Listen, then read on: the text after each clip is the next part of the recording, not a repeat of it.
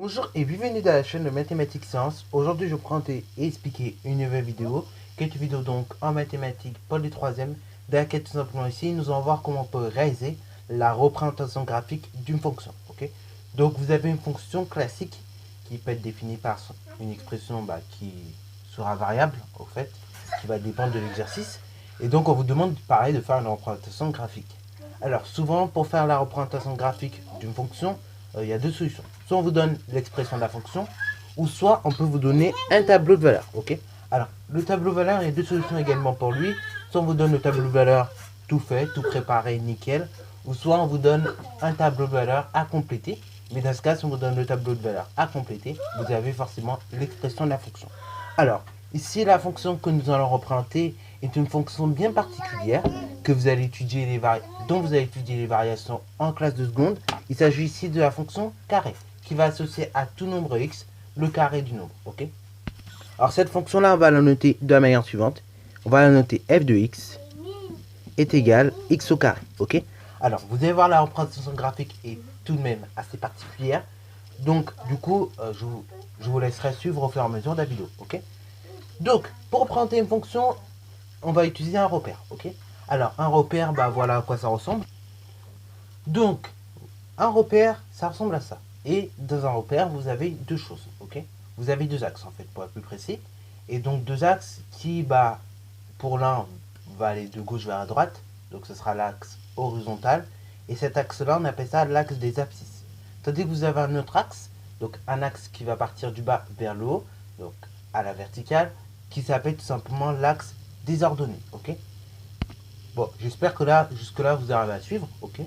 Donc, c'est bien que vous suiviez jusque-là parce que, bien évidemment, là, ça va être très très important que vous compreniez déjà les mots de vocabulaire. Donc, l'axe des abscisses, c'est tout simplement l'axe qui part de gauche vers la droite. Et tandis que l'axe des ordonnées, c'est l'axe qui va partir du bas vers le haut. Ok. Donc, c'est l'axe vertical ou bien l'axe des ordonnées. Ok. Voilà. Alors, ceux qui ont du mal avec la verticale et l'horizontale, retenez du bas vers le haut ou retenez de gauche vers la droite. Ça revient même. Ok. Bon, maintenant, si on met au point sur le vocabulaire, on va donc se mettre au point au niveau des coordonnées. Tout point du plan, vous allez le repérer de manière générale en utilisant les coordonnées suivantes. Donc, la règle, de façon générale, pour repérer un point dans le plan, donc en utilisant un repère assez classique, c'est tout simplement, dans un premier temps, de repérer l'abscisse et dans un second temps, repérer l'ordonnée. Et en fait, le croisement entre l'abscisse et l'ordonnée, comme vous allez repérer, c'est ce qu'on appelle les coordonnées. Ok. Donc, de façon générale, si vous avez un point M et que vous voulez repérer ses coordonnées, dans ce cas-là, vous allez repérer d'abord l'abscisse et ensuite, vous allez repérer l'ordonnée. Ok. Donc, vous allez voir ce genre de formulation beaucoup dans les livres. L'axe des abscisses, souvent, on considère ça comme l'axe des X, tandis que l'axe des ordonnées, on va considérer ça comme l'axe des Y. Et dans ce cas-là, vous allez avoir souvent ce genre de notation qui vont aller dans les livres, c'est-à-dire donc tout point M, donc M c'est le nom du point, M entre parenthèses, et donc vous avez d'abord X, point virgule, Y, ok. Alors certains logiciels, comme GeoGebra par exemple, pour opérer des points, en fait, et pour plus précisément avoir les coordonnées de chaque point, ne vont pas utiliser seulement les parenthèses et les nombres, ok. Ils vont utiliser également un égal entre les nombres entre parenthèses et la lettre, ok, la lettre de départ. Donc ça peut arriver certains logiciels qui le fassent, certains logiciels de géométrie comme GeoGebra. Donc ça, on s'est bien mis d'accord là-dessus, ok. Donc très très important encore une fois que vous compreniez ça, parce que là maintenant, on va tout simplement passer à du lourd, ok. Une fois que vous avez compris ça, on va revenir maintenant sur les fonctions. Les fonctions, donc on a vu du vocabulaire, ok. On a vu l'image et on a vu l'antécédent. Donc on a vu comment ça marchait dans un tableau de valeurs, comment ça marchait avec une formule. Et maintenant, on va essayer de comprendre comment ça pourrait marcher dans le plan, ok. Quand on voudra tracer nos fameuses courbes que vous voyez parfois dans les films, là, ok. Genre par exemple des courbes comme ça là, qui vous font peur ou d'autres choses, voilà, ok. Donc, c'est tout simple. Pour vos courbes, en fait, et pour les courbes en termes de fonction, tout simplement, on aura à chaque fois sur l'axe des abscisses les antécédents. Et sur l'axe des ordonnées, on aura tout simplement les images. Ok. Donc, images que l'on note f de x et les antécédents qu'on va noter x. Ok. Voilà. Donc retenez bien ça aussi quand on veut repérer tout point en fait dans un repère en utilisant les fonctions. D'abord on aura au niveau de l'axe des abscisses, pardon, vous aurez les nombres x, donc les antécédents, et après au niveau de l'axe des ordonnées on aura tout simplement les f de x, donc les images. Ok, voilà.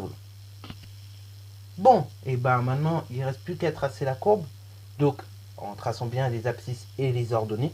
Donc pareil ici, pour bien y arriver, je pense que vous pouvez mettre la vidéo en pause, essayez de tracer déjà deux axes du repère, et si vous êtes à l'aise, tracez la courbe. Ok, voilà. Mais d'abord on va tracer deux axes. Ok, donc l'abscisse et l'ordonnée. Ok, là je vais graduer pareil que dans mon cours, parce que pour ceux qui ont téléchargé le cours, vous avez peut-être pu constater que j'ai mis un espèce de quadrillage en fait. J'ai mis un quadrillage, et donc c'est à vous après de faire le repère et la courbe. Ok, donc la courbe que je vais vous tracer ici, ainsi que tout simplement la graduation qu'il faudra suivre, faudra en fait suivre la vidéo pour avoir la graduation, les unités, tout ça. Ok, donc pour ceux qui auront téléchargé le cours, pareil, vous pouvez tout simplement reproduire après le graphique qu'on va obtenir après, par la suite. Ok, donc faites-le sans feuille de brouillon même, hein, voilà, à la main vite fait, mais en tout cas il faut que vous compreniez déjà le principe. Donc on va tracer deux axes. C'est parti mon kiki. Bon, là c'est en vidéo, bien évidemment mes carreaux de la réalité sont plus petits, mais vous, pour ceux qui auront téléchargé les cours, bien évidemment, vos carreaux seront beaucoup plus gros. Je crois qu'ils font à peu près 1 cm, ok, quand j'ai fait le repère avec mon logiciel. Ok, donc mon logiciel de traitement de texte qui est OpenOffice. Donc voilà, vos carreaux seront donc un petit peu plus gros, ça vous fera un petit peu plus de place, mais je reproduis exactement pareil pour que vous puissiez bien comprendre déjà le principe, mais de deux vous pourrez compléter après le cours si vous voulez. Ok, mais non, il n'y a rien d'obligatoire, mais vous pouvez le faire.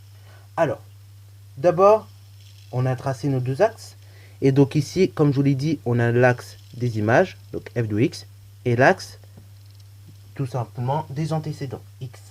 Donc on va graduer ici de façon correcte, et donc et malheureusement donc ici le repère ce sera pas un repère orthonormé. Ok, or un repère orthonormé, pardon, c'est ce que vous tracez notamment donc les logiciels de géométrie, et donc ce que nous avons vu tout à l'heure. C'est un repère dans lequel en fait on a la même graduation, la même unité, et sur les deux axes. Là ça sera pas le cas parce que bien évidemment on est un petit peu contraint avec le repère que j'ai fait, tout simplement de ne pas pouvoir faire un repère orthonormé. Ok, en revanche on va pouvoir faire un repère orthogonal comme je l'ai fait ici, ou tout simplement vous allez pouvoir avoir vos deux axes qui vont se couper perpendiculairement à l'origine. Donc là à l'origine c'est 0, et ensuite je vais graduer de la manière suivante, c'est-à-dire tous mes deux carreaux en abscisse je vais avoir 1, et en ordonnée tous les 1 carreaux je vais avoir 2. Ok, oui, je vous l'avais prévenu, on n'aura pas la même graduation en abscisse et en ordonnée. C'est du fait de la place en fait. Et pour que vous puissiez pas être perdu quand vous allez remplir le cours après. Ok, que je fais ça. Voilà, donc ça on a gradué, on a bien mis à quoi ça correspondait. Alors bien évidemment vous n'êtes pas obligé de mettre f de x, x, mais c'est juste histoire de vous repérer au tout début quand vous faites les premières courbes. Mais après, vous allez voir, je ne le mettrai quasiment plus dans le prochain chapitre. Ok, donc là maintenant, ça va être un vrai jeu d'enfant. Et le but va être de placer chaque point en utilisant la règle que je viens d'utiliser, enfin de vous citer tout à l'heure. C'est-à-dire donc, pour placer chaque point du repère, ou pour les repérer, et tout simplement on va prendre d'abord le nombre de départ, donc l'antécédent, et on va prendre le nombre d'arrivées, donc les images. Ok, c'est-à-dire donc d'abord j'ai placé mes antécédents qui sont en abscisse, ok, et ensuite je vais placer mes images donc qui sont en ordonnée. Ok, donc c'est-à-dire en fin de compte, je vais placer mes points en utilisant la règle que j'ai établie tout à l'heure. C'est-à-dire donc abscisse et après ordonnée, ou bien tout simplement antécédent image. Ok, voilà. Donc, c'est cette partie mon kiki. Donc, lorsque en abscisse j'ai 4, ok, et après je vais monter à 16 en ordonnée. Donc là c'est pareil. Ce que je vais faire, c'est que je vais déjà graduer pas à pas tranquillement, et après on va placer les points comme il se doit. Donc voilà, j'ai pris le temps de bien graduer ce coup-ci pour que vous puissiez comprendre en même temps que moi. Et donc là, lorsque je disais j'avais 4 en abscisse, en ordonnée, j'ai 16, ok. Donc là, je monte bien jusqu'à 16 en ordonnée, et je place mon premier point. Ensuite, deuxièmement, lorsque j'ai 3 en abscisse, en ordonnée, dans ce cas-là, j'aurai 9, ok. Donc je monte bien jusqu'à 9. Là, pareil, vous essayez de être bien entre 8 et 10. Donc voilà, voilà, comme ci-dessous. Et une fois que c'est fait, bah, vous placez votre second point, ok? Donc vous essayez plus ou moins, voilà, on n'est pas au millimètre près, mais d'être bien au milieu, entre 8 et 10. Ensuite, lorsque j'ai 2 en abscisse, dans ce cas-là en ordonnée, je vais tout simplement avoir 4. Et lorsque j'ai 1 en abscisse, dans ce cas-là en ordonnée, je vais également avoir 1. Ok? Lorsque j'ai 0, j'aurai 0 en ordonnée, ok? Donc en abscisse en ordonnée, j'aurai 0. Et lorsque j'ai moins 1 en abscisse, dans ce cas-là en ordonnée, j'aurai également moins 1, ok? Et ensuite, donc, lorsque j'ai moins 2 en abscisse, en ordonnée, j'aurai tout simplement 4. Et lorsque j'ai moins 3 en abscisse, en ordonnée, dans ce cas-là, j'aurai plus 9. Ok? Donc là, pareil, le plus 9, vous le placez de sorte à être bien au milieu, entre 8 et 10, comme je le fais ici. On n'est pas au millimètre près, mais essayez d'être quand même plus ou moins précis. Et ensuite, pour terminer, lorsque j'ai 4 en abscisse, et bien dans ce cas-là, enfin moins 4 en abscisse, pardon, j'aurai tout simplement moins 16 en ordonnée. Ok? Donc voilà, je place bien mes points comme ci-dessous. Une fois que c'est fait, et bien là, vous voyez que vos points ne sont pas alignés. Donc, vous allez devoir rouler en fait tous les points de la courbe à main levée, ok, comme en SVT. Quand vous faisiez des graphiques là en SVT, on relie à la main levée. Donc là, pareil, vous allez essayer de relier tous vos points à main levée. Donc vous passez le plus près des points. Donc je sais, c'est pour ça qu'on ne pouvait pas faire ça au brevet, parce que tout simplement la courbe n'est pas droite, elle n'est pas précise, ok. Voilà, voilà, on va essayer de faire un truc bien. Donc bien évidemment, ça, c'est quand vous faites la courbe à la main. Encore une fois, elle n'est pas très belle cette courbe quand vous la faites à la main, ok. Vous pouvez lui donner un nom. Donc là, ici, c'était la courbe de la fonction f. Donc, ce sera c, un c comme le cercle, et ensuite un petit f en indice. Bon, encore une fois, on ne vous donne pas ça au brevet, parce que déjà d'une, vous voyez qu'on n'obtient pas des courbes très précises. Voilà, quand on fait à la main comme ça. Et de deux aussi, on ne vous donne pas ça au brevet, parce que c'est assez chronophage de faire des courbes, en fait. Ok, ça prend un temps de malade, ne serait-ce que déjà vous faire calculer les images, et dans le deuxième temps, vous faire construire la courbe, ça prend un temps de malade. Les seules courbes qu'on peut vous demander au brevet, par contre, ça c'est sûr et certain, c'est qu'on peut vous demander de faire des courbes de fonctions affines ou de fonctions linéaires. Ça va très vite, ce sont des droites. Donc, vous voyez, on ne prend pas 40 000 ans à faire des droites, vous voyez. Ça, il suffit juste d'avoir 2 points et puis baf, ça va aller très vite.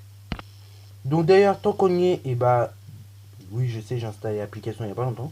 C'est GeoGebra en fait sur le téléphone, vous pouvez l'installer. Je ne savais même pas que ça s'installait et que ça donnait des trucs aussi précis. Mais bon, vous pouvez l'installer si vous voulez. GeoGebra sur le téléphone, voilà, tranquille. Et donc ici, on va faire un petit peu de simulation rapidement avant de terminer cette vidéo. Donc par exemple, la fonction que nous avons empruntée, donc qui est une courbe de fonction carré, ok. Et en fait, si vous l'aviez tracé avec un logiciel, ça donnera un truc comme ça. Donc vous voyez déjà que le trait est beaucoup plus fin et surtout en fait on est beaucoup plus précis dans la manière dont on relie les points alors qu'à la main c'est pas très précis, ok. Donc ça, ce genre de courbe que vous avez tracé, c'est ce qu'on appelle en mathématiques des paraboles, ok. Des paraboles, voilà, ce sont des genres de courbes comme ça là qui ont un peu une allure de tasse, ok. Voilà, un petit peu comme une cuve si tu veux, voilà. Donc vous pouvez zoomer comme vous voulez hein, si vous le faites dans un vrai logiciel. Et donc vous verrez un petit peu cette forme là de tasse, ok. De cuve, de tasse, bref. Voilà, c'est plus une forme de cuve quand même, mais voilà. Donc ça c'est pour quand vous faites la courbe avec un logiciel. Après, ça c'est les paraboles, mais il existe d'autres types de courbes. Donc une hyperbole, voilà à quoi ça va ressembler. Ce sont des courbes en fait qui ont un peu la forme de toboggan. Donc ça c'est la courbe en l'occurrence de la fonction inverse, ok. Fonction qui est définie par l'expression suivante, 1 divisé par x, ok. Voilà, voilà. Donc ça c'est la courbe de la fonction inverse, celle que je vous avais présentée avant. Donc la parabole c'est la courbe de la fonction carré que vous avez étudié pareil en seconde, et celle de la fonction inverse que je vous présente actuellement, vous l'étudierez en seconde, ok, dans le détail, sens de variation, tout ça, ok. Bon, après donc vous allez avoir aussi des courbes assez particulières, donc qui vont former des droites qui vont passer par l'origine du repère, ok. Donc ces courbes là c'est des courbes de fonctions particulières également, que sont les fonctions linéaires, ok. Fonction linéaire qui se définit toujours par l'expression suivante, f de x est égal à multiplié par x, ok. Avec a qui est un entier relatif, enfin qui peut être un entier relatif, qui peut être une fraction, qui peut être également un décimal, ok, un nombre réel en tout cas. Donc avec A multiplié par un nombre X, qui pareil peut être un petit peu tout et n'importe quoi. Bon, après vous avez également d'autres droites, donc des droites qui cette fois-ci ne sont pas obligées de passer par des repères, mais qui sont quand même des droites, hein. Voilà, des courbes en pente de droite, mais qui passent pas forcément par le repère. Et donc ce genre de courbe, ça représente des fonctions assez particulières que sont les fonctions affines. Les fonctions linéaires et les fonctions affines, par contre, nous allons commencer à les étudier cette année. Donc nous allons voir un petit peu comment elles varient, tout ça. Et donc voilà, ce sont des courbes assez particulières qui forment des droites, mais qui peuvent ou pas passer par l'origine du repère. Dans le cas d'une fonction linéaire, c'est obligatoire, mais dans le cas d'une fonction affine, ce n'est pas obligatoire.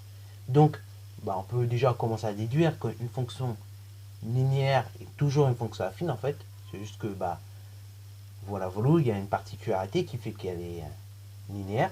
Et ensuite, une fonction par contre affine n'est pas linéaire forcément. Ok, voilà, Alors, la petite particularité justement qui fait que la fonction linéaire est une fonction affine, c'est qu'une fonction affine va toujours s'écrire sous cette forme-là. F de x est égal à x plus b. Ok, donc avec a, un nombre quelconque, donc un nombre qui est donné par une notion générale, ça peut être 2, 4, 6, 8 ou bien moins 2 tiers.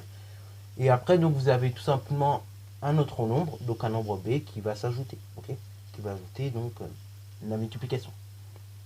Et donc on peut avoir très bien b qui vaut 0, dans ce cas-là, et on va retrouver l'écriture d'une fonction linéaire, f de x égale à x, ok. Et or, f de x égale à x, c'est bien l'écriture d'une fonction linéaire. Alors après, il y a des fonctions également qui sont assez particulières, pas très intéressantes pour le calcul, mais niveau graphique, ça c'est intéressant à voir. Ce sont des fonctions en fait, peu n'importe le nombre que tu vas rentrer, ils vont toujours te donner le même nombre à l'arrivée, ok. Ce genre de fonction porte un nom qui vaut bien son nom en fait, c'est la fonction constante, ok. Fonction constante, qui elle, à tout nombre x, va associer b, ok. Un nombre b, qui sera lui-même donné par l'énoncé, ok. Donc, ça c'est la fonction constante, et donc vous verrez ça pareil, un petit peu cette année, un petit peu en seconde, mais franchement elle n'est pas très intéressante au niveau des calculs, ok. Voilà. Et la particularité que fait cette fonction justement, et justement c'est qu'elle ne barre pas. D'où le nom fonction constante. Et ensuite, au summum du summum, alors ça vous avez utilisé ça beaucoup en physique chimie, beaucoup en mathématiques à partir de la première et de la terminale. Ce sont les fonctions sinus, cosinus, tangente. Donc nous allons voir vite fait en classe de 3. En fait, en troisième, on ne va pas les voir en tant que fonctions même, mais on va quand même en parler, des sinus, des cosinus, des tangentes. Et donc ce sont des fonctions assez particulières qui, si vous représentez ça graphiquement, vont vous donner ces sinusoïdes, ok. D'ailleurs, petite référence à ceux qui me connaissent vraiment, ce que j'avais dessiné dans mon carnet donc d'autobiographie, en fait, c'était vraiment une sinusoïde, ok. Donc c'est une courbe qui ressemble à ça, en fait. Voilà, donc une sinusoïde, pardon, c'est une représentation de cela, ok. C'est une représentation, finalement, d'une fonction trigonométrique, ok, telle que sinus, cosinus, tangente, ok. Voilà, bon, je m'arrête là pour cette vidéo, j'ai beaucoup parlé, je sais, mais donc, comme pour la vidéo précédente, tu peux télécharger le cours, l'imprimer si tu veux. Pareil, je l'ai fait bien dans cette vidéo. Tu peux vraiment reproduire les mêmes graduations, ok, les mêmes unités. Ça va bien passer tranquille, ok. Voilà. Encore une fois, tu peux te entraîner sur des exos. Et puis voilà, c'est tout ce que j'ai à dire pour cette vidéo. Donc j'espère que t'aura plu. N'hésite surtout pas à la liker, commenter. Et bonne annonce à toi en mathématiques et en sciences.